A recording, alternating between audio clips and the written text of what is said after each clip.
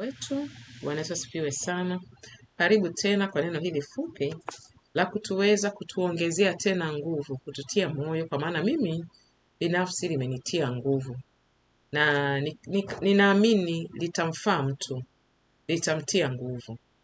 Karibu sana, hebu tuende mbele za Bwana, kwa maana mimi ni binadamu tu ninayekwenda kushirikishana na wewe, mama mwenzangu, binti wa Yesu, kijana wa Yesu, neno hili la Mungu.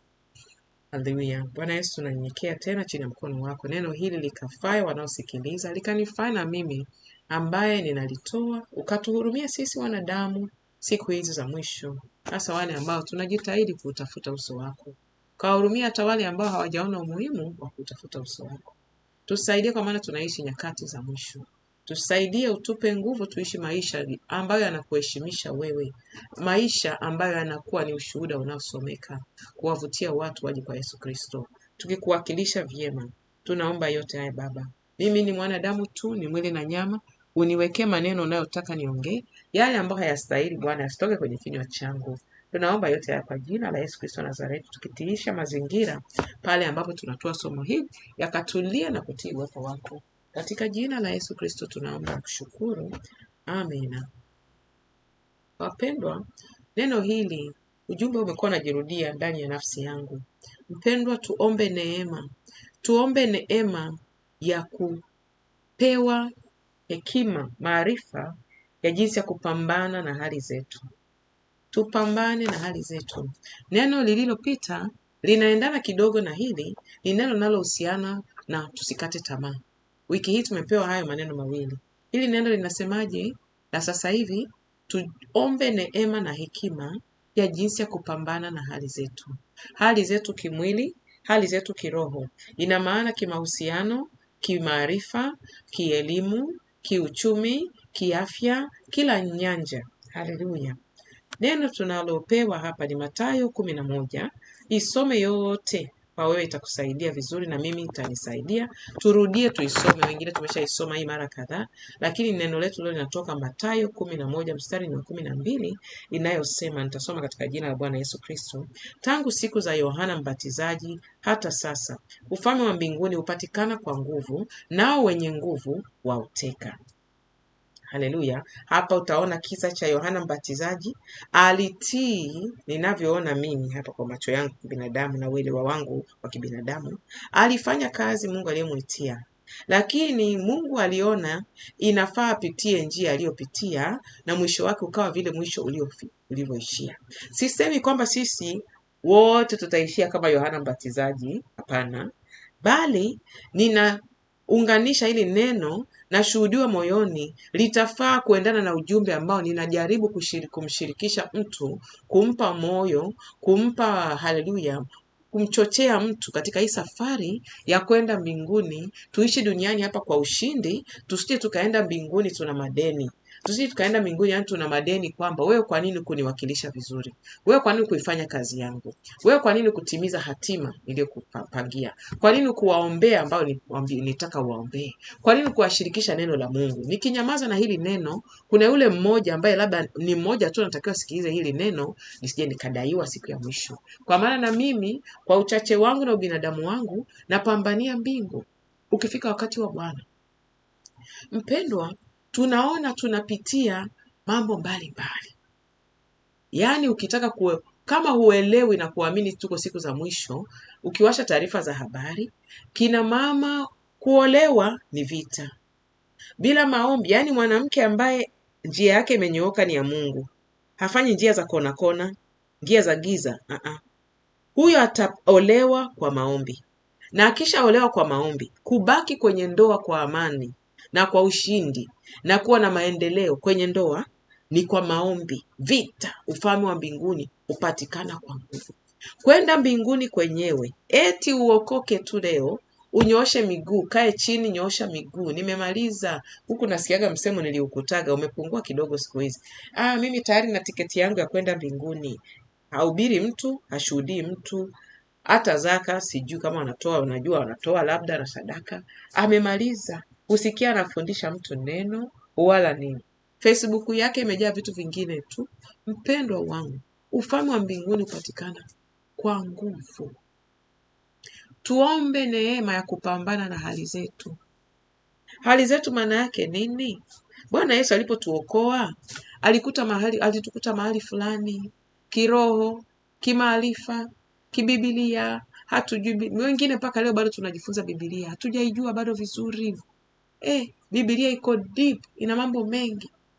Kielimu, kiuchumi, kiafya, kimahusiano, kifamilia, kila nyanja kuna mahali Yesu Kristo alitukuta alipotuokoa. Sasa mpendwa wangu, tuombe neema ya kupambana na hali zetu alipotukuta. Maana kwamba unajikwamua kiroho, unapambana na kwenda mbinguni. Kimwili unapambana maisha yaende, yani uwe maisha angalau comfortable, yanampendeza Mungu, unaonesha kwa una hali kama unasonga mbele kimaisha. Sio wewe kwamba ni wakupangisha tu kwenye nyumba ya msonge kila siku, wewe ni kupangisha tu kwa baba mwenye nyumba, manyanyaso, mtoto wako anapiga kelele, sijui zamu za kusafisha choo mnashare na watu wengine. Unasonga mbele. Wewe kazi umeanzia ni kazi hii. Hiyo yote utaki kuendelea kidogo, utaki kujiongeza. Upate kaujuzi, uone mimi nitafanyaje. Unaogopa hii hapana, kazi imejaa. Hii kuna wachawi. Hii biashara hii wako wengi. Haleluya. Kiafya pia hivyo. Ndio wamekuambia una ugonjwa fulani huko kwenye familia yenu. Kama ni kisukari, kama ni pressure, kama ni moyo, kama mafuta sio yameongezeka, sijui ni kitu gani. Kuna njia kimaarifa pamoja na kutumia dawa za madaktari. Sisemi mtu asiende kwa daktari. Wewe kama imani yako inabidi uende kwa daktari, nenda kwa daktari. Yani wewe fuata masharti, lakini ukimwamini Mungu, ni nini naweza nikafanya hapa nikaondokana na hiki?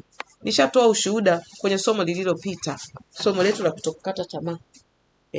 Kuna mambo yalitukuta hapa kwa sababu ya corona, tukaambiwa wewe utakunywa dawa maisha yote. Mungu ni mwaminifu, ni mwenye rehema. Dawa hizo leo hatuzihitaji.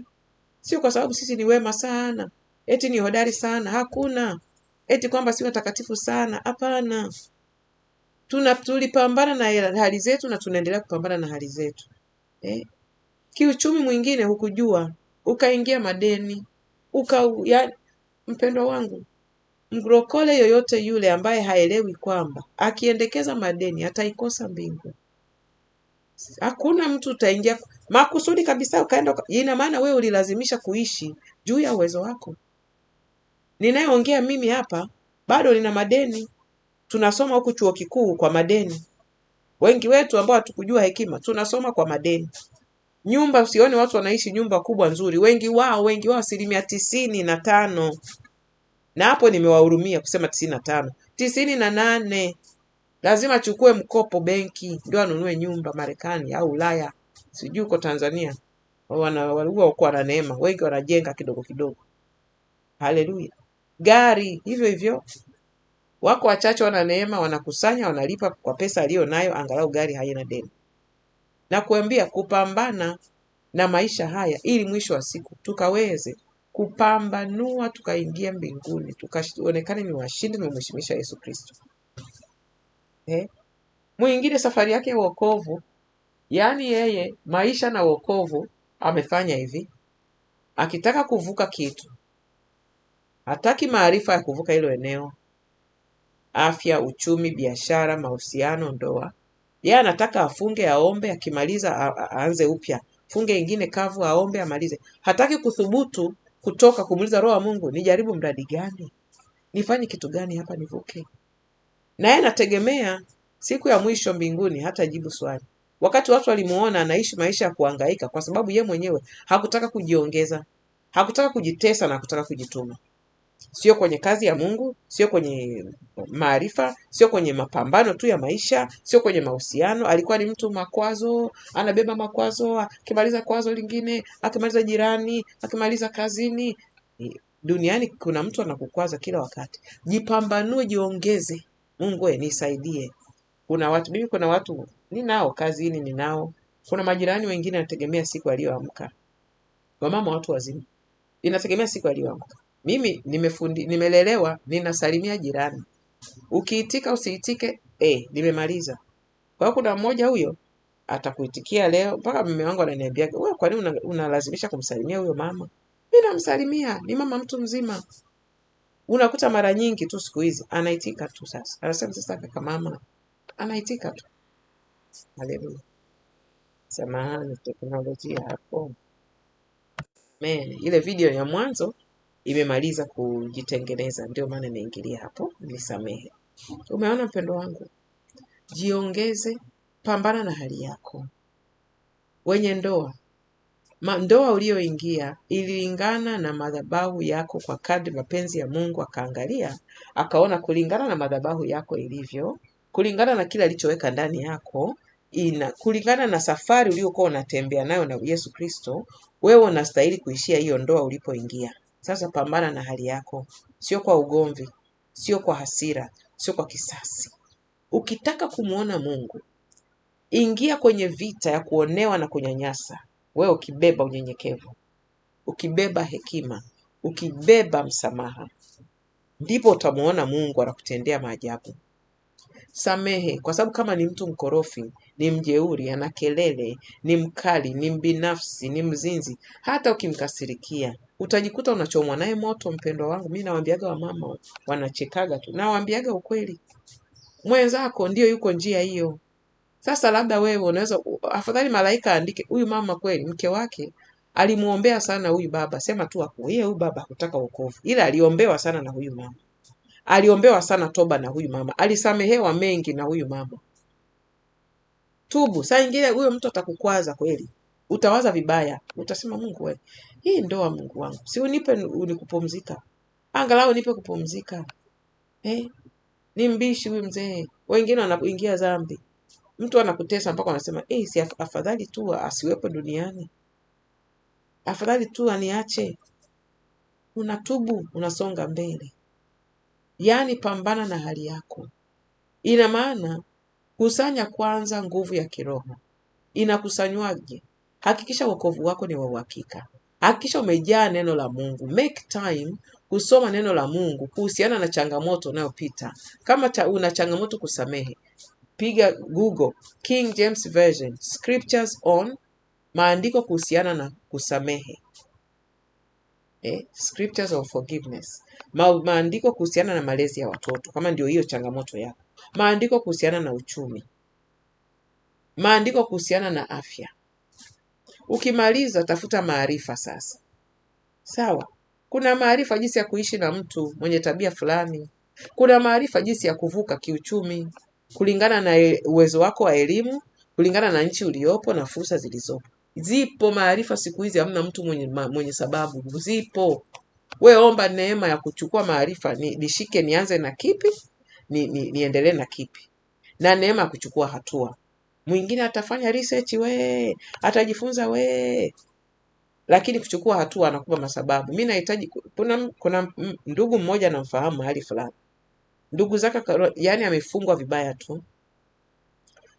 Ndugu zake wanajaribu kumsaidia. Tuko tayari kukupa mtaji wa biashara. Na kuambia mtu mzima na akili zake. Anasema mimi wazo langu nililonalo linaanzia milioni 100. Niambie kama hajafungwa ni nini? Namuombeaga huyo mtu mara kwa mara. Haleluya. Unakuta mwenyewe mtu ana complicate. Kama unaelekezwa biashara inatakiwa milioni 1 na wewe una 100,000, scale down. Wanasema scale down. Anzia kwa kiwango kidogo, pate uzoefu, madhabahu upambane nao maombi, uone faida inayowekwa pembeni. Unakuwa una ujasiri. Unakuwa na ujasiri. Kama unapitia changamoto juu hapa nitavukaje? Tafuta mwanamama, kama ni mwanamama na binti ana hekima ambaye atapewa mzigo. Mimi nawaambiaga wadada wasizanie na ubaguzi, hapana.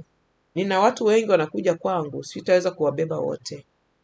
Tapasuka kifua, tazidiwa mzigo. Sio wote nitaweza kuwaombea kwa mzigo ule unaotakiwa. Ukipata yule wa kukubebea mzigo, shikamana naye huyo, usiwa kurukaruka. Kwa maana huyo uliyepewa neema, kuna vitu Mungu atampitishia. Unaona? Ila wote wamama nawaombeaga, mavijana wote nawaombeaga. Haleluya. Jiongeze, tafuta maarifa. Nataka niolewe. Najitayarishaje kwa ajili ya ndoa? Wengine roho Mungu ananiambiaga tu. Wengine waambie mabinti hawajafikia kuolewa kwa sababu hawako tayari. Wamekataa kufanya matayarisho yanayostahili. Wamekataa kufanya matayarisho yanayostahili. Wao wanaomba tu na kufunga basi na kulaumu. Lakini ukitimia wakati, Mungu akiona umeenea na mwenzako kule atamtayarisha. Wamama na mabinti, ombeeni wenzi wenu kule waliko. Mimi wakamwana wangu nimeanza kuwaombea sasa hivi. Huko waliko Mungu anajua wako wapi. Nimeanza kuwaombea sasa hivi. Huku naombea vijana wangu. Watatimiza tu mapenzi ya Mungu. Sina wasiwasi. Ninaweka akiba ya maombi. Wamama tuombee wajukuu zetu. Haleluya. Kwa hiyo mpendwa, omba neema ya kupambana na hali yako.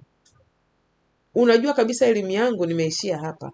Ninawezaje nikajiongeza hapa? Dunia hii ya leo ni ya maarifa na bidii. Kuna watu nimewaona jamani, walianza enzi hizo biashara tu huko nyumbani. Ana kazi ya ofisini, alikuwa na biashara tu ya kufanyaje? Ya kupika tu chakula. Kapata mtu wa kumsaidia na anasambaza chakula maofisini. Leo hii anapewa mpaka tenda za kusimamia kupikia harusi. Si pesa imeingia? Kuna mwingine nilikuwa namtia moyo, tunaongea jana na mpendo wangu mmoja. Kuna dada mmoja nilipokuja huku Marekani mwaka 96. Alikuwa na nyumba Kurasini. Huyo dada. Nilishikishwa na yeye au nilishikishwa na aunti yake. Kodi ya nyumba wakati ule alikuwa analipwa 1,500,000 tu. Nyumba nzima. Niambie leo hii analipwa kiasi gani? Kujiongeza. Usiogope kuhamia mahali, kujenga mahali. Huku ni mbali mno. Hiyo ni kifungo kinaongea. Sio wewe. Ni kifungo hicho kinaongea. Kote huko mjini unapopaona, palikuwaga pori. Hata sisi huku Marekani tunapoishi. Nyumba mpya zinajengwa maeneo mapya, ni mapori. Wanajengwa, wanauzia watu wanachukua mikopo wananunua. Kwa hiyo tuombe neema ya kupambana na hali zetu. Tuache kulalamika, tufunge huku tukiomba, tukimaliza tunauza Roho Mtakatifu na chukua hatua gani kutimiza hili. Naye atakwambia, ni mwaminifu, ni mwema mno. Ni neno tu fupi hili la kututia moyo. Tuombe Mungu neema na hekima ya kupambana na hali zetu. Ninakumbusha sijasema kwenye afya. Afya pia, omba maarifa. Unafanya mazoezi ya kutosha, unakula chakula kinavyopaswa, unapumzika vya kutosha, unapata jua la kutosha, unakunywa maji ya kutosha. Kama hayo yatimizi, wewe endelea tu kwenda kwa Mungu na mlilia, niponye, atakuponya. Lakini mwisho wa siku, hii miili yetu ni hekalu la Roho nini? Wa Kristo. Na neno la Mungu limesemaje? Atakayeliharibu hekalu hili, Mungu atafanyaje? Atadeal naye. Mungu atamhukumu. Kwa hiyo mahekalu haya tuyatunze vizuri. Kuna maarifa yake, yatafute yako. Tusiwe watu wa kupenda kutafuniwa kila kitu. Tafuta maarifa yako mitandaoni. Kama wewe unasikiliza ujumbe na maana una simu janja, una njia kupata maarifa. Pambana na hali yako. Umheshimishe Yesu Kristo. Siku ya mwisho usije ukalaumiwa. Barikiwe. Neno hili ni fupi, wala sitalisema muda mrefu. Barikiwe sana. Amen.